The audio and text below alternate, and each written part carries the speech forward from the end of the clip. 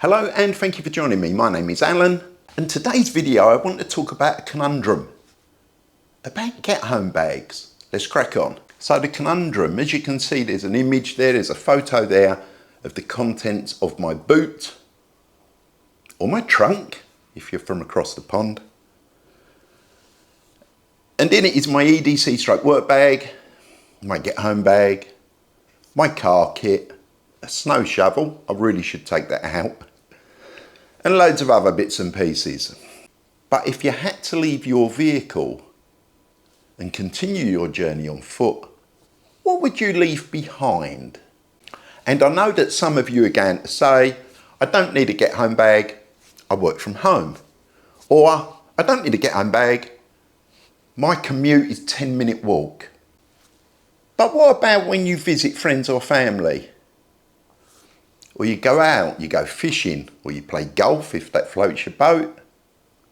Weekends away, day trips. Chances are you're a lot further away from your home now than you are routinely. And on that basis, I think you really should consider a get home bag. Get home bags are not just for you to get home if there's a Red Dawn event or a zombie apocalypse.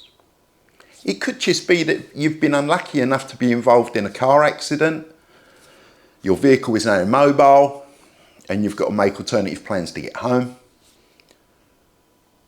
Or you've broken down and you're waiting ages for your whatever recovery service you use to arrive. Or you're stuck in snow, in which case the contents of your get home bag can be used if you've now got to have an unexpected night in a bed and breakfast or a hotel, or you're waiting 6 hours on the side of the road for the recovery people to turn up, get the get home bag out, get a brew on, have a cuppa, perhaps something to eat, passes the time. Or if you was stuck in snow and recovery wasn't coming anytime soon and it starts getting to the point that you've decided that you're going to walk out. Again, the contents of your get home bag are there to make your life easier and hopefully to assist you in overcoming the problem. So a get home bag isn't always about getting home. It's a bag of stuff that will sustain you in getting home, but will also, if you're stuck in a location that you weren't planning to be at, could even be at work or anywhere, that you've got stuff in there that's going to sustain you and make your stay somewhat easier. So what do you leave behind? You leave behind your whole EDC stroke work bag that could potentially have a laptop in it and other important items. I'm guessing that as you're watching a prepper channel that your EDC stroke work bag has items to aid your survival and to get you through normal troubles and dramas that we all face every day. So would you leave all that behind? So you can have a dedicated get home bag, but then if you've also got this EDC stroke work bag, you have to make a decision on what you're going to do. And in my case, I decided to drop the dedicated get home bag. And now I'm going to tell you why. My EDC stroke work bag has had, I've done a previous video on it. It was a hybrid EDC work stroke get home bag. Anyway, it has since, because my circumstances have changed somewhat, some of the items that I had in there, I've taken out because I really don't need them for how I use the bag on a day-to-day basis. But there is always a possibility that I can be somewhere else. I can be, I can go on that day trip. I can go to the woods for a walk in the woods, or we're visiting the outlaws or whatever, in which case the distance that we're travelling is much greater. So potentially if Mr. Sod and Mr. Murphy peed all over my parade, I could have quite an extensive, distance to cover, potentially on foot, or the unexpected night out, be it in a B&B or a hotel, or hopefully never, but it could be under a bush somewhere. So I need to have items in my vehicle that are going to cater for as many eventualities as possible, but without having that dedicated get home bag that is a big bulk sitting in there with a lot of redundancies in it to my EDC bag. I believe with survival and prepping and kit, your survival kits, your items, that you have to have a layered approach. So I've done that with my vehicle. I'm looking at my vehicle because, to be fair, if I'm going any distance, it's either in mine or the good lady's, and hers mirrors mine, and likewise for 90% of the stuff in it. Because obviously I want her to be prepared, the same as me, and if I'm in her vehicle, we're sorted. If she's in mine, we're sorted. So for instance, a brew kit. I keep my brew kit in an old S6 respirator bag. You haven't got to use this, what I'm carrying it in. You can use whatever's available to you. But what I like about it is, you'll see when I show you the contents in a moment, it is fairly small and it tucks away nicely in the boot of my car. If you remember that photo showing all the kits, if you like, in the boot of the car, this was there tucked in a little cubby hole to the left. So it's out the way. That space, that little cubby hole was dead space. If there's nothing in it, I put that in it. And the idea being that if we go out for a day trip, and you don't always want to spend £8 for a cup of coffee, if it's just sometimes you don't want to do that. Or it could be there's no facilities. If you've gone to the countryside and you're parked up admiring the view, or you've been for a little walk and you come back and you fancy a drink. So there's a brew kit in here. Likewise, if you've broken down, as I said, and you're waiting for recovery and they're taking forever, which they often do, you can have a drink. And in here,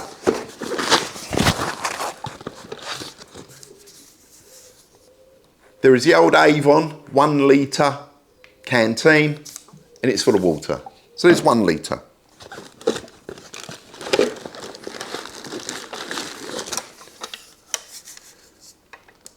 I have a Crusader cup, Osprey stroke 58 water bottle, and the old plastic mug on top.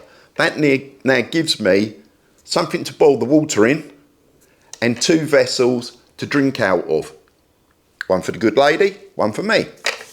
And again, there's a litre of water in there. So I'm carrying 2 litres of water in the car all the time, regardless of what I've got in my EDC stroke work bag, which is at least another 1 litre of water. So not only is it in there because if I need to drink it or we need to drink it, it's there.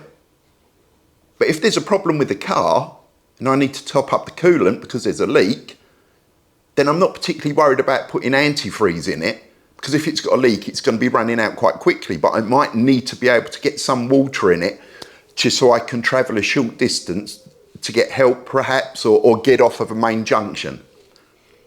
Likewise, if I haven't kept up with my vehicle checks and my screen wash is depleted, obviously not in winter, but I do carry a little bottle of concentrated screen wash so I can add it. But if my screen wash was depleted, I've got some water that I can put in there and continue on my journey until I can get to a garage to get more or whatever. So there's more than one use for the water, so I carry it. I also carry a little BCB stove, and that runs off the Fire Dragon gel. Cheap as chips, quite happily sit in the boot of the car for, through summer, through winter, whatever. Not the best in the world, admittedly, but for me, much safer to be driving with one of these in the car than a gas canister. Ziploc with, I don't know, looks like about 10 2-in-1 coffees and some sweeteners.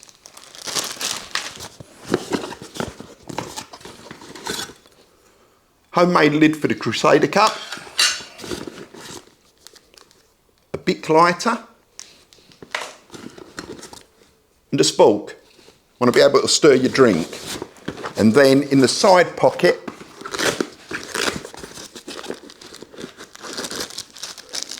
are another 3 cubes of gel. So there's 3 stored in the stove, 3 there. So in effect, there's a capability to make a minimum of 6 drinks. A lot of the time, depending on the weather, half a block will boil water for 1 drink, and you can save the other block and then use that later. So a minimum of 6 brews. And that's it. That's all that's in there. So that's my brew kit. And as the video progresses, I know it might turn out to be a bit of a long one, you'll realise how all these items can dovetail and give me better survivability should I have to travel over a greater distance. Another item that I carry is in this drawstring bag, and it is a poncho liner. There's already a wool blanket kept in the boot of the car, because if you are stuck at the side of the road and if there's snow, a wool blanket is good. I don't particularly like sleeping bags in cars. I find them awkward. I find blankets to be much better, but that's me. You might decide it's easier to keep a sleeping bag, whatever. Good thing about blankets, you can lay it flat in the boot of the car, doesn't take up any space. If you've got any items in the boot and you want to protect them whilst you're driving or keep eyes off them, you can cover it up to save damaging your upholstery. So loads of positives for having a blanket in the car. I got the wool blankets in charity shop. When I went in there, they thought I was buying them for a dog's bed. They're in perfect condition. I think I paid £4 each for them. And they're like queen size, proper made in England wool blankets. But anyway, so poncho liner. There it is, Dutch Army poncho liner. It's kept in that drawstring bag and it is slid under the driver's seat. So it gives me options, doesn't take up any room. You could, of course, go for something like the Snug Pack jungle blanket. It's entirely up to you. A fleece blanket, a Hello Kitty fleece blanket, whatever you want, but have something in there to give you a little bit of warmth if you need to. Under the other passenger seat, in the passenger seat in the front, there is another drawstring bag, and in there I've got a change of clothing. I'm not going to go clubbing or win any fashion awards for wearing it, but there is a spare pair of underwear, socks, trousers, t-shirt and a jumper. All fits nicely under the seat. Again, isn't taking up any room because it's under the seat. There is nothing else there apart from air, but it gives me options. The reason I started carrying that is because I fish competitions at club level only. And one of my biggest concerns was if I go arse over tit and hand up in the drink, I'm going to be drenched. So that's why I've always had a change of clothes in the car. But it could be that you've gone to a wedding. I know we like bringing those up, don't we? Or a formal gathering or something like that. You know, and perhaps you're in your suit, you know, proper shirt, shoes, whatever. And something happens and you've now got to walk home. Would I want to walk home for X amount of miles in a suit? Not if I can help it. So I've got to change of clothing to something that is perhaps more suitable for the environment that I'd be in. But the choice is obviously up to you. But that is another option to have a set of clothing under the seat. Some other items that I keep in the car. Food. My EDC stroke work bag was really only ever used for my return journey from home to work and back 30 miles, or was. So we were looking at 15 mile there, 15 mile back, which under normal circumstances is doable walking within a day. If, however, you know, it was a Red Dawn event or the zombie apocalypse or something a little bit more serious, then potentially it would mean, or I factored in, that I might have to have an overnight and then get back the following day. But food-wise, there was only ever, I think, 3 or 4 cereal bars, so we're looking at about 800 calories of food in there. And to be fair, I was always dipping into them and I was always replenishing them on a daily basis. And there was always at least 1 litre of water in the bag. So for the distance that my normal distance of travel, that's all I needed. And that's how it's set up now. But if I do go further afield, I've got another 2 litres, haven't I, in the car that I can utilise. But food-wise, if I'm visiting outdoors, I could be 90 to 100 mile away, and if something bad happened, and if something bad happened, and I'm at the point of no return, so if my journey's 100 miles and I'm coming back home and I've covered 50 miles, then I'm halfway, aren't I? So then I might as well go home. If I'm travelling home and something happened and I've only got 10 miles down the road, then my journey's going to be going back to from where I came, because that's a shorter distance. But potentially, because it could then turn into a multi-day, and I know people are going to say, you can go, for days, for weeks with no food. Yes, you can. If I don't eat within 24 hours, I get even more grumpy than I am normally. So for me, food is a biggie. If it's a day, I've done a weekend with one chocolate bar, probably 10 or 15 years ago when we'd done a weekend in Wales. I survived that weekend eating one chocolate bar and I was fine, but it isn't something that I'd want to do routinely. And again, go back to you've been involved in a car accident or your vehicle's broken down, perhaps you're having an unexpected stay in a hotel because the garage haven't got the spare part to repair your car, which is perfectly feasible. Or it's happened of an evening and the garage is closed. So you check into a hotel at 1 o'clock in the morning, for instance, and you can't get anything to eat.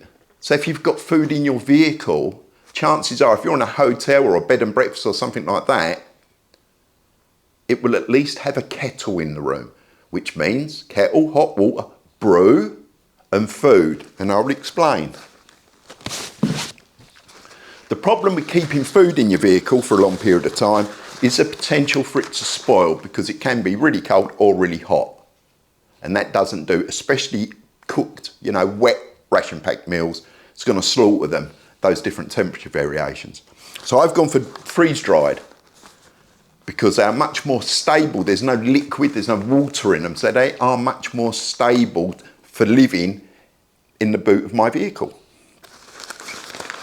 So I've got a number of freeze-dried meals. So this one's pasta bolognese. That's 600 calories. There are 4 mains in here and 4 breakfasts. And they're all freeze-dried. She's kept in a little drawstring bag. This one was from Brew Kit, so originally it had a sleep mat in it, but just something to keep it all together. And again, you can find a little cubby hole that's in the boot of your car or under a seat and put that there and forget about it. Then if you are having that unexpected night in the hotel or whatever, if you've not had anything to eat, you can't get food because it's 1 o'clock in the morning, you boil the kettle and you've got a hot meal, eat out the bag, exactly the same. Or of course, if you found yourself that you are miles away from where you'd normally be, and you're Shanks pony, you're walking to get back home, you now have food. So as I say, it's in a separate bag. It's not in a rucksack, it's in a separate pouch or a bag, under a seat, in a cubby hole, whatever. If something happened, if I was in my vehicle and something happened and I was 10 miles away, the food I'll leave in the car because I'm confident that I can travel 10 miles without starving to death. If I was 110 miles away, the food will come with me. So I'm using the car, if you like, as my storeroom. And depending on how far I am when the incident happens or what the incident is, then dictates to me what I should take with me and what I can afford to leave behind. Another option is the old lifeboat rations. They are pretty much not affected by temperature variations. If you think about it, these are sitting in lifeboats for the 5 years or whatever it is that they're valid for. So that's another option. You could get a couple of boxes of these and store them in the car. Not as appealing as that, but if you're in a get-home situation and you are miles away, that's going to at least sustain you for a period of time and will be much better than having nothing. The next thing I want to talk about is I bought something new. What a surprise. It was a fold-up roll mat. It weighs, good grief, I don't know, 2 ounces, 3 ounces. It's about 8mm thick, so it's not the thickest, but it's not bad. 16 quid, delivered, eBay. So I thought at that price I'll take a punt. In my past videos, I've suggested if you've got an old roll mat, cut some sections about 2 foot long, a couple of them, lay them flat in the boot of your car. For the reason being that if you do break down and you've got to sit, you know, if you're on a motorway or something like that, or a busy road, you don't want to be sitting in your vehicle because that's very dangerous. Yeah, so you're going to get out and sit on a hard shoulder or behind the crash barrier, whatever, in a safer location. And if you're waiting for any period of time, which to be honest you will be, having that cut down roll mat gives you something to sit on, stop getting a wet bum, stop you freezing, whatever. So to me, it was no brainer. Or if you've got a puncture, you've got to change the wheel or do some work on the car, you've got something that's going to protect your knees if you're kneeling down to work on. And you can lay them flat in the boot of your car, don't weigh anything, don't take up no room. I've changed and gone to one of these. Now, it does exactly the same thing. I can unravel it. Two of us can sit on it on the side of the road without getting a wet or cold bum whilst we're awaiting recovery. I can use it to kneel on or to sit on if I've got to do any emergency repairs to the vehicle. Or, again, if I'm now so far away from home that it is a multi-day hike, whilst I am very anti hanging things off your bag, I now have a very lightweight, although bulky, sleep mat. So that's the reason I've gone from the two flat pieces to one of these. Now I know there's loads of options with sleep mats, you know, inflatable, self-inflating. The self-inflating ones that have got an R value, which means that there is some insulation within them, should not be kept in a packed state for long periods of time. Same as sleeping bag. Shouldn't leave a sleeping bag in a bag compressed for a long period of time. So what it does, it damages the insulation and it prevents it from lofting. So your sleeping bag, you're killing by keeping it compressed, which is why for a lot of our emergency kits, I just put a jungle bag in there because there is such little insulation in there. There's not a lot to get damaged and it is better than a poke in the eye. The same for sleep pads. The insulation in there, if you keep it and store it compressed, you're losing out on the insulating properties of it over. If you don't believe me, go to the manufacturer's website and read it. They will tell you exactly the same. So if you're going to spend 40 or 50 quid on a sleep mat and then compress it and leave it in the boot of your car for potentially years on end, you're killing it. 16 quid.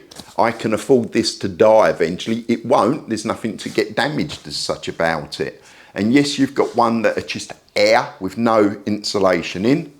I've got them. Again, we keep them in our evac packs because they're stored for long term. There is no insulation in there to get damaged. The downside is they have no R value.